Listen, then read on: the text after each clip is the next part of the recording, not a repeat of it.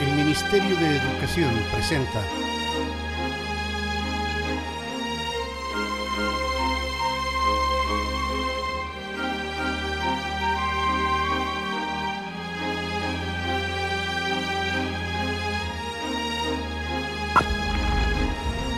Crónica, pasajes de nuestra historia.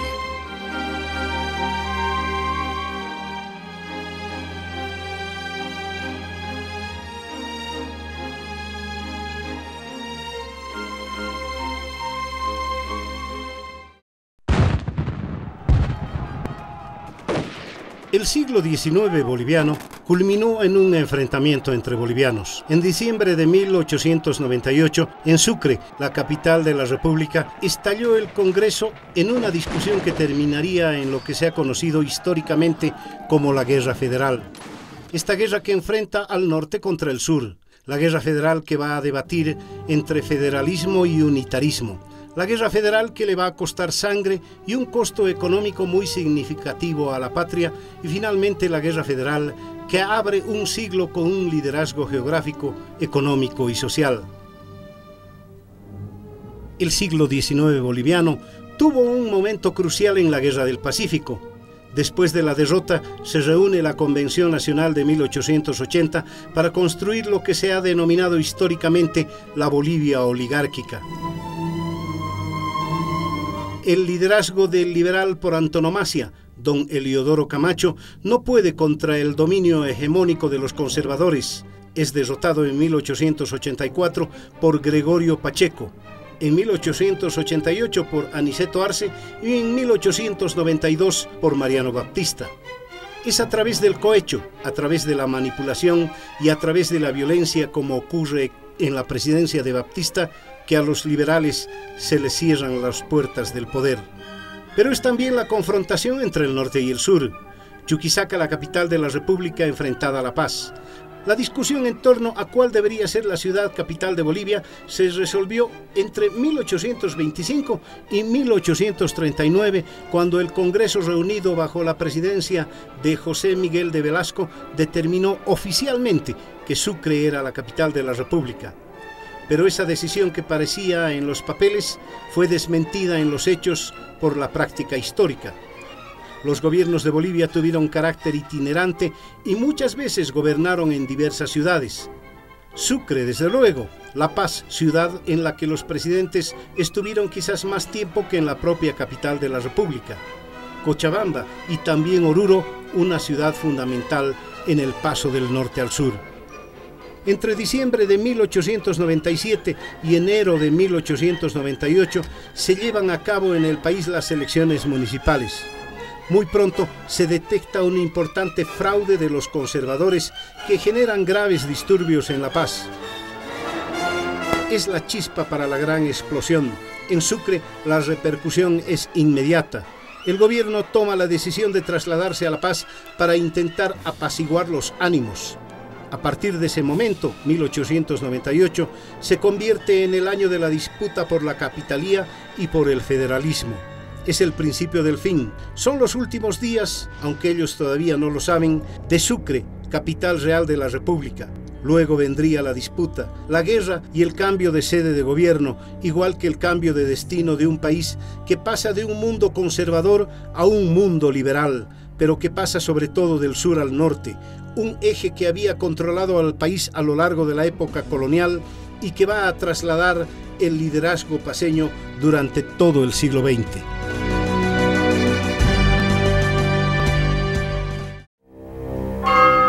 Era la hora cero de la guerra civil, la confrontación inevitable entre norte y sur en junio de 1898. Santa Cruz y Tarija logran cesiones de Chuquisaca en el conflicto de límites por las regiones de Cuevo e Ibo. A cambio de esas regiones comprometen sus votos a favor de una ley que obligue al gobierno a quedarse en Sucre de manera permanente. El 29 de octubre entra en la batalla decisiva a nivel congresal el diputado cruceño Nicolás Ortiz. Interpela al ministro Pinilla por la intención del gobierno de trasladarse a La Paz, y el 31 de octubre un grupo de diputados presenta a la Cámara un proyecto de ley de erradicatoria. El presidente Fernández Alonso promulga la ley de erradicatoria a pesar de haberse comprometido a vetarla, y mientras la clase alta chuquisaqueña está aplaudiendo esa decisión, se vuelve a cocinar en la marmita boliviana una palabra: federalismo. Los disturbios paceños de noviembre, cuando se enteran de la ley de erradicatoria como proyecto, y finalmente la reunión del 12 de diciembre de 1898, que establece el nacimiento de la Junta Federal, plantea la ruptura definitivamente entre La Paz y Sucre, y plantea un gobierno que desconoce al presidente constitucional Severo Fernández Alonso. La guerra civil ha comenzado. El presidente Alonso traslada sus tropas desde Sucre, capital de la República, hasta Oruro, que sería a lo largo de la contienda su cuartel general. La decisión del Ejército Constitucional, llamado así por el nombre del partido político de Severo Fernández Alonso, hoy conocido por conservador, es tomar La Paz, o por lo menos bombardearla. Para ello, el ejército se traslada desde Oruro hasta Viacha, casi a las puertas de lo que sería la sede del gobierno. Las fuerzas federales están en problemas. Su parque militar es casi inexistente y no tienen la condición para enfrentar al Ejército Nacional que comanda Alonso. ¿Hubiese sido posible el triunfo federal sin esa carta inteligente pero riesgosa de Pando llamada el movimiento indigenista? La historia de la guerra federal no puede entenderse sin ese contexto y sin esos protagonistas.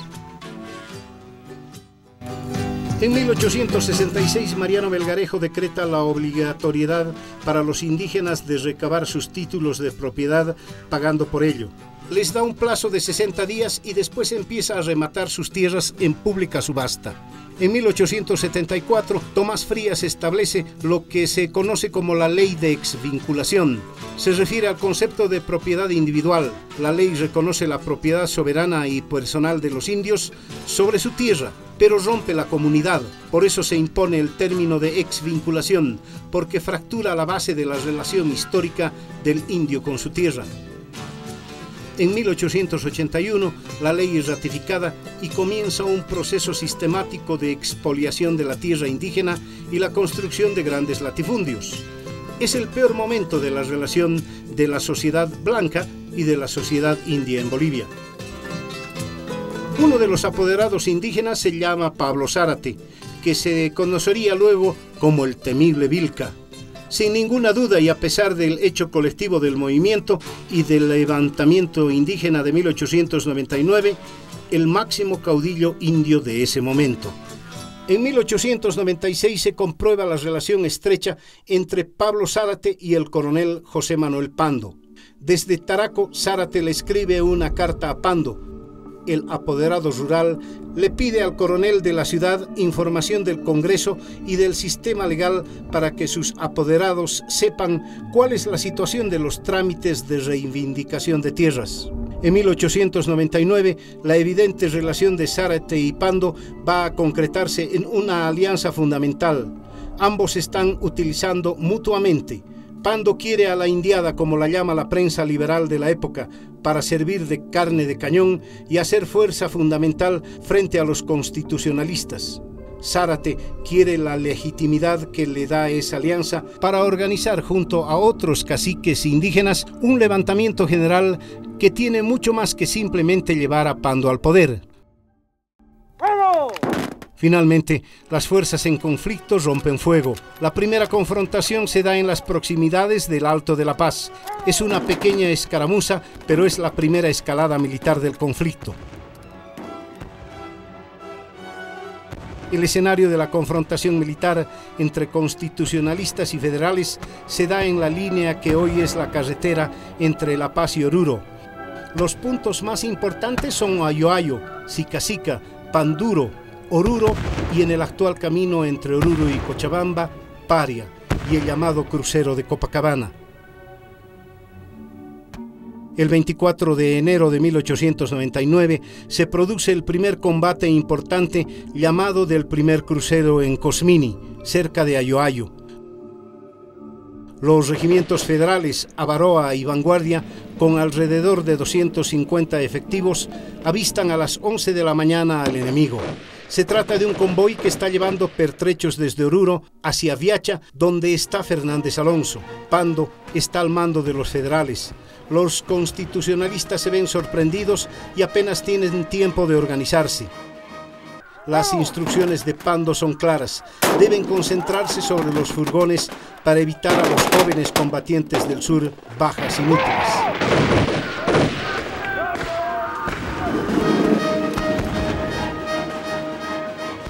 Las tropas constitucionalistas derrotadas deciden dejar en Ayoayo al grupo de soldados que están heridos bajo la protección del capellán José María Fernández de Córdoba para que descansen y se recuperen.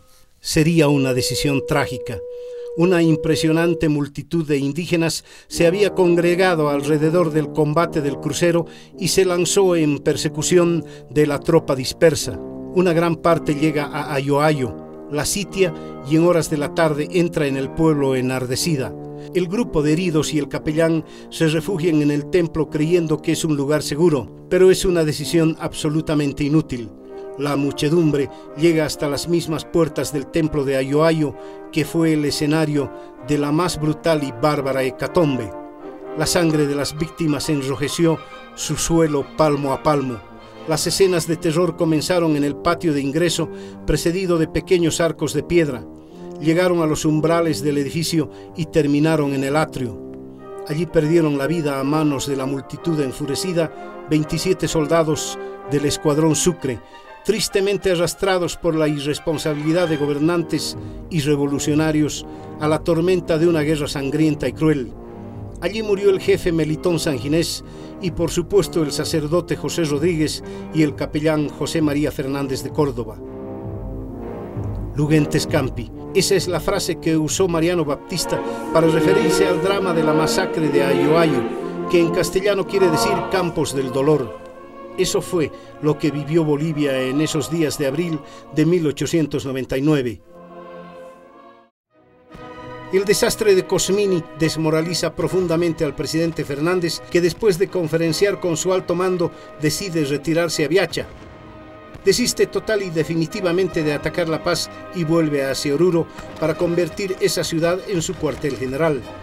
Mientras tanto, Pando en Sicacica escribe 2 documentos. Uno para los constitucionalistas, pero el más importante a sus correligionarios del país, donde el líder liberal expresa claramente sus ideas. Habla de una revolución o una guerra que es solo un medio de regeneración política. El federalismo, responde el coronel, dependerá de una convención nacional. A fines de febrero y principios de marzo de 1899, el movimiento indígena comienza a tomar independencia. Se producen levantamientos en Chayapata, Sorasora, Caracollo, Caracato, Luribay, Sicacica, Inquisibi, Escola, Cajuata, Yaju y decenas de poblaciones donde líderes indígenas, no solamente Zárate Vilca, Juan Leo, Asensio Fuentes, Lorenzo Ramírez, José Tellería, Mariano Inca, Cruz Mamani, están pensando por su propia cuenta y están proponiendo una salida que puede ser un gran levantamiento nacional. Pero el hecho más terrible de toda la historia de la Guerra Federal se da el 1 de marzo de 1899 en Moosa, y las víctimas no son soldados chuquisaqueños, sino el escuadrón Pando bajo el mando de Arturo Eguino. Al salir de Moosa, después de haber cometido algunos abusos, el escuadrón Pando bajo el mando de Arturo Eguino es rodeado por los indios de varias comunidades que están liderizados por Lorenzo Ramírez. Tras el hostigamiento, este parlamenta con Eguino y de manera insólita convence al jefe del escuadrón para que le entregue sus armas en prueba de buena voluntad. Desarmados ingenuamente, vuelven a Moosa. Son rodeados y custodiados. Se refugian igual que lo hicieron antes en el templo. Los soldados entonces son cruelmente asesinados por los indios, que matan en una sola noche a más de 130 efectivos de ese regimiento.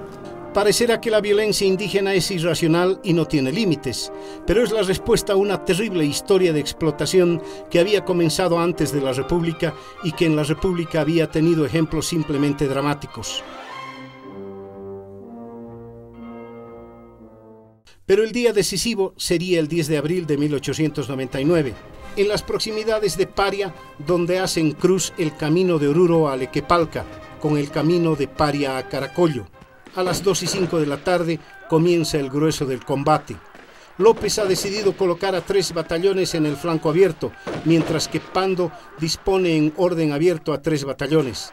A las 3:30 de la tarde, el Murillo rompe fuego mientras avanza a posiciones enemigas, lo que da pie a un avance a todos los batallones federales. Al anochecer de ese 10 de abril, el presidente Severo Fernández Alonso se da cuenta que la batalla está perdida y ordena la retirada definitiva hacia Oruro. El triunfo del general Pando es también definitivo.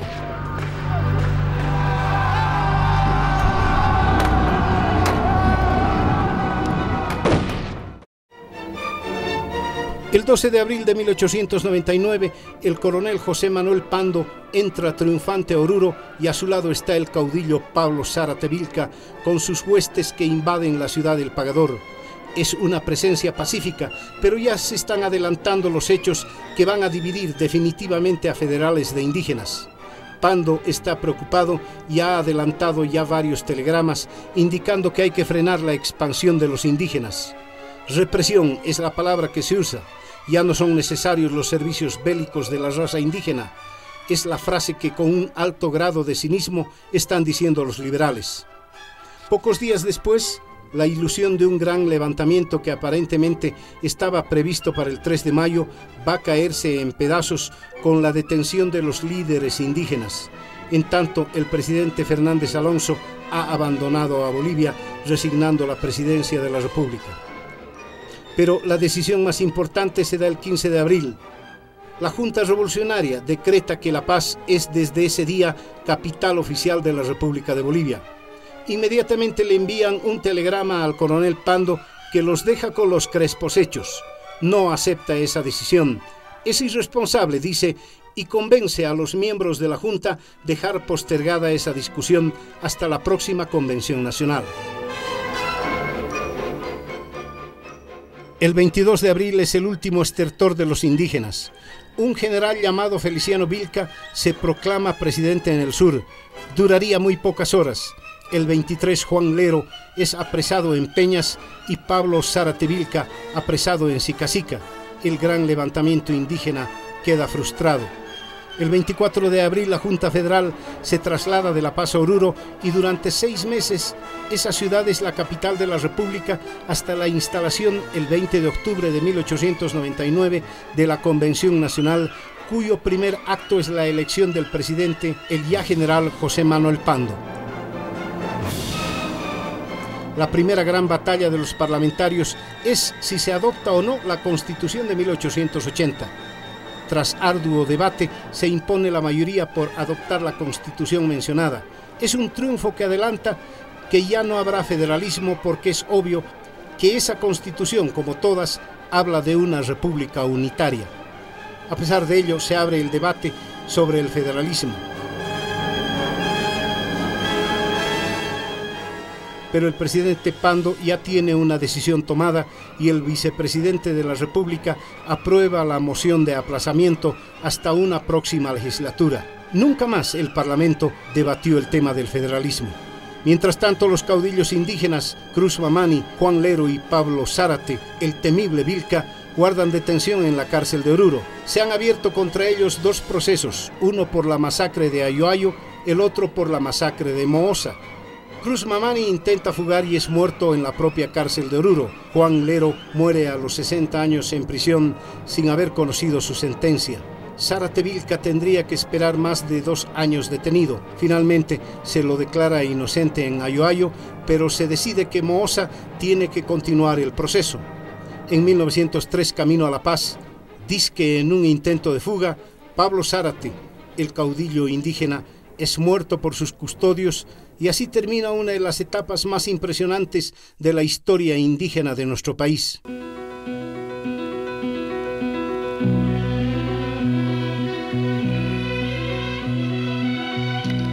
Entre tanto, la figura cimera de la Guerra Federal, José Manuel Pando, va a gobernar durante 4 años Bolivia. Le tocará enfrentar la Guerra del Acre en 1903 y enfrentarla valientemente al frente de sus tropas a pesar de la derrota.